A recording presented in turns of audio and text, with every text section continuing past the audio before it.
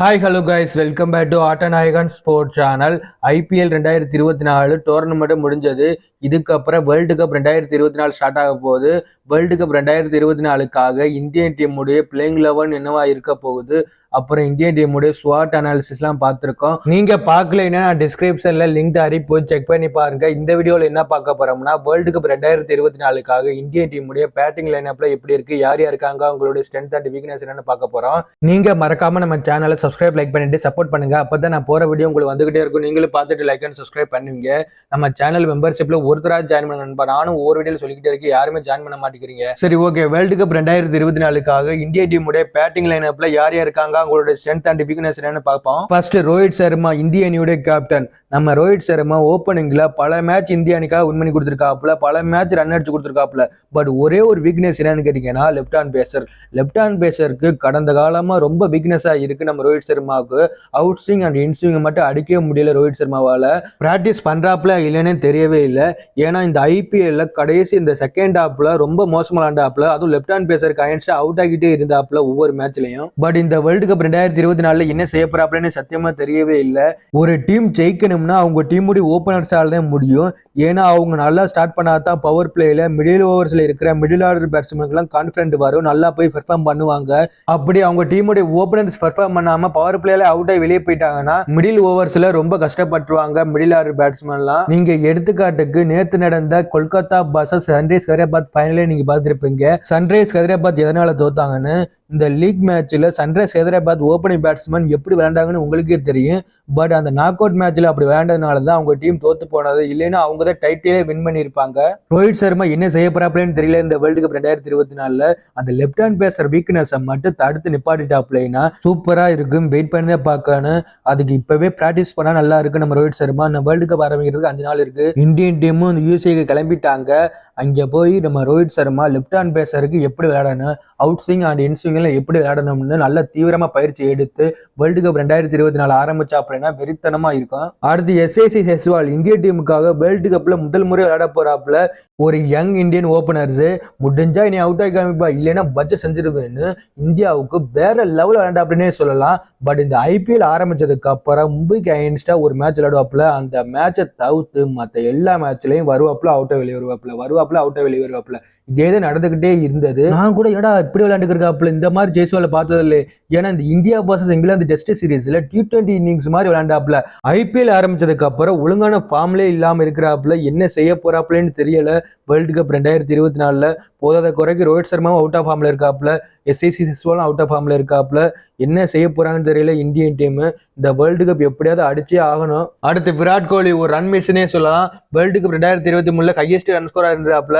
அதே மாதிரி IPL 2024 highest run ஸ்கோரா இருக்கிறாப்புல. ஒரு தரமான ஒரு ஃபார்ம்ல இருக்காப்புலனே சொல்லலாம். எந்த சமயத்துல எப்படி ரன் அடிக்கணும், விக்கெட் விழுந்ததுக்கு அப்புறம் கடைசி வரை நின்று எப்படி தட்டி தட்டி கொண்டு போய் ரன் அடிக்கணும், அப்புறம் எப்படி ஸ்ட்ரைக் ரேட்டை ஏத்தணும்னு நல்லா தெரிஞ்சு வச்சு இப்ப விளையாண்டு இருக்காப்புல. ஒரு மைண்ட் கேம் விளையாண்டு இருக்காப்புலன்னு சொல்லலாம். விராட் கோலி வெறித்தனமான ஒரு ஃபார்ம்ல இருக்காப்புல. எனக்கு தெரிஞ்சு இந்த வேர்ல்டு கப் 2024 ஹையஸ்ட் ரன் ஸ்கோரா இருக்கிறதுக்கு அதிக வாய்ப்பு இருக்கு. இந்த ஐபிஎல் 2024 விராட் கோலி ஓப்பனிங்ல பயங்கரமா பெர்ஃபார்ம் பண்ணிருக்காப்புல. என்ன கேட்டீங்கன்னா இந்த world cup 2024 Virat Kohli opening பண்ண வச்சா சூப்பரா இருக்கும். அடுத்து சூரியகுமார் யாதவ் இந்திய டீமுடைய 360 சொல்லுவி. ஏன்னா சுத்தி சுத்தி காமிப்பாப்புல பவுலர்ஸுக்கு. சூரியகுமார் யாதவுக்கு மட்டும் 10 பால்ல ஒரு 6 and ஒரு 4 மட்டும் பட்டுச்சுன்னு வைங்கல. சுத்தி சுத்தி காமிப்பாப்புல. இந்த அந்த பக்கம் ஒரு 6, அங்க பாரு ஒரு 6, இங்க பாரு நடுவுல ஒரு 4 போகுதுன்னு சுத்தி சுத்தி காமிப்பாப்புல பவுலர்ஸுக்கு. T20க்கு ஏத்த ஒரு பேட்ஸ்மேனா நான் சூரியகுமார் யாதவ் சொல்லுவேன். ஏன்னா ஒரு தரமா ஆடுவாப்புல T20 இன்னிங்ஸ் மட்டும். கண்டிப்பா இந்த வேர்ல்டு கப் 2024 ஏதோ ஒரு சம்பவம் பண்ண போறாப்புலன்னு எனக்கு தோணுது. பயங்கரமா ஆட போறாப்புல. அடுத்து சிவம் துபே இந்த ஐபிஎல் முதல் முறை வேர்ல்டு கப் விளையாட போறாப்புல. 6 அடிச்சுக்கு இருந்தாப்புல இந்த ஐபிஎல். இந்த வேர்ல்டு கப் ஸ்குவாட்ல சிவம் துபே நேம் அறிவிச்சதுக்கு அப்புறம் தொடர்ந்து 2 டக்கு வாங்கிட்டாப்புல.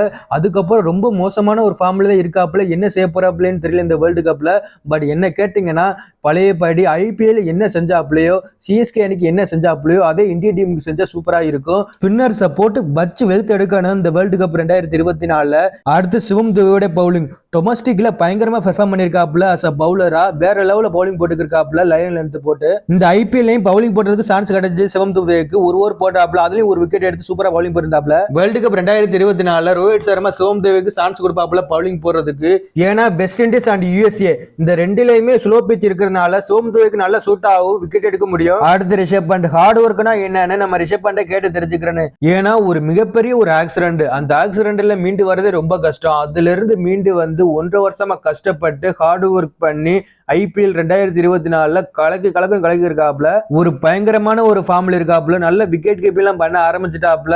ரிஷப் பண்ட் சரியான கம்பேக்னு சொல்லலாம். ரொம்ப வருஷம் கழிச்சு இந்திய அணிக்கு விளையாட போறாப்ல, அதுவும் வேர்ல்டு கப் விளையாட போறாப்ல, வேற லெவல். ரிஷப் பண்ட் ஒரு மேட்ச் வின்னர்னே சொல்லுவே. ஏன்னா மிடில் ஓவர்ஸ்ல வந்து கலக்கி இருக்க ஒரு பிளேயர். எனக்கு என்னமோ தோணுது இந்த வேர்ல்டு கப் 2024 ரிஷப் பண்ட் ஒரு மேட்சிங் வின்னிங் விளையாட போறாப்லன்னு. அடுத்து சஞ்சு சாம்சன். பல போராட்டங்களுக்கு அப்புறம் நம்ம சஞ்சு சாம்சன் T20 வேர்ல்டு கப்ல எடுத்திருக்காங்க.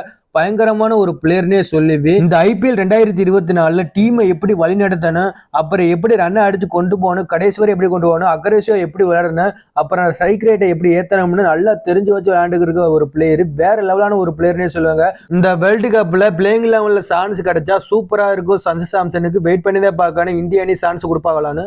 அடுத்து ஹர்திக் பாண்டியா. வேர்ல்டு கப் 2023 இன்ஜுரிக்கு அப்புறம் ரொம்ப மோசமா விளையாண்டு இருக்காப்ல ஹர்திக் பாண்டியா. இந்த IPL 2024 ஹர்திக் பாண்டியாவை கேப்டனா போட்டாங்க. ரொம்ப ஹேட் பண்ற அளவுக்கு போட்டுட்டாங்க. ரொம்ப மோசமா விளையாண்டுக்கு இருக்காப்ல. அஸ் அ பேட்ஸ்மேனா ஒழுங்கா பாலே பட மாட்டேங்குது பேட்ல. என்னடா விளையாடுறதுன்னு விளையாண்டுக்கு இருக்காப்ல. ரொம்ப கஷ்டமா தான் இருக்கு.